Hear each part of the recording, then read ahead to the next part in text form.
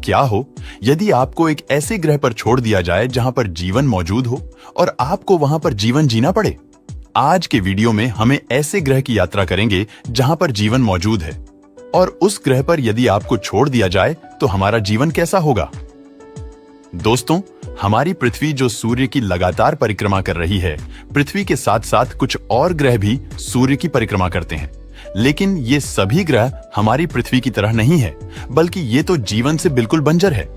ये यूं कहें कि ये जीवन रहित है या इन निर्जीव ग्रह भी कहा जा सकता है। इन ग्रह पर आपको न तो कोई पेड़ पौधा मिलने वाला है और ना ही कोई जानवर इन ग्रह पर रह सकता है। लेकिन हमने अंतरिक्ष में कुछ ऐसे ग्रह खोजे हैं जिन्हें लगभग पृथ्वी जैसा माना जा सकता है, जिसमें से एक है केपलर 22b। अब जानते हैं, यदि हम इस ग्रह पर पहुंच भी जाए तो वहां पर जीवन किस तरह का हो सकता है। केपलर 22b हमारी पृथ्वी से करीब 640 प्रकाश वर्ष की दूरी पर है और ये एक तारे की परिक्रमा कर रहा है। ये ग्रह अपने तारे से उचित दूरी पर है, इसलिए यहाँ का तापमान 17 से 22 डिग्री तक हो सकता है।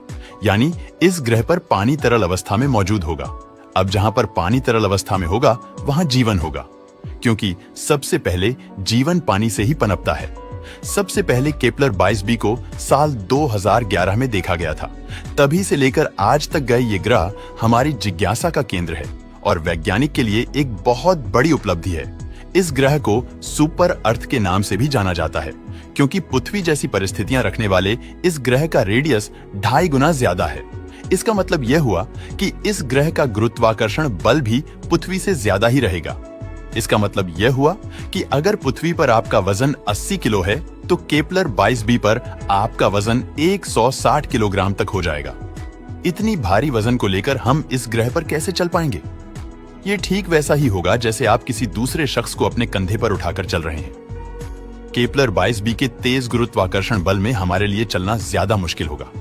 इसका मतलब यह हुआ कि इस ग्रह पर अगर किसी तरह के जीव मौजूद होंगे तो उनके कई सारे पैर होंगे, ताकि वो उनके वजन को डिवाइड कर सके। कई सारे पैर होने की वजह से खुद का वजन उठाना काफी आसान हो जाता है। लेकिन दोस्तों, गुरुत्वाकर्षण बल और भी कई समस्याएं खड़ी करता है।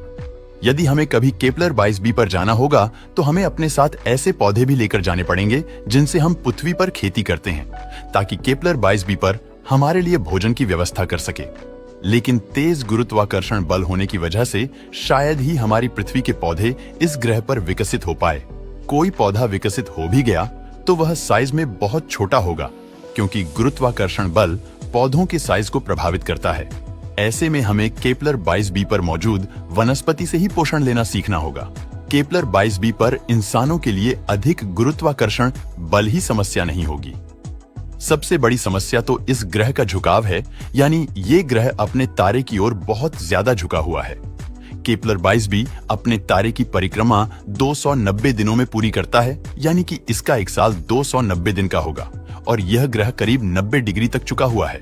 इसका मतलब ये हुआ कि केपलर 22b ग्रह पर 145 दिनों तक रात और 145 दिनों तक दिन रहता है।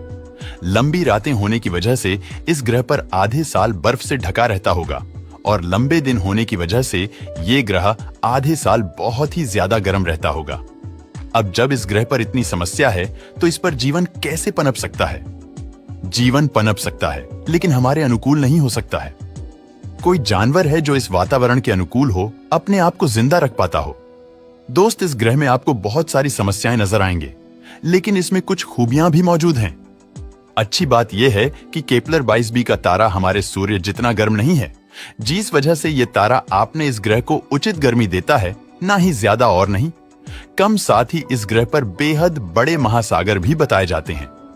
भूमि का हर टुकड़ा पानी के भंडार से घिरा हुआ है, यानी कि इस ग्रह पर बहुत सारे टापू हैं और पानी एक कुदरती तापमान नियंत्रण की तरह काम करता है।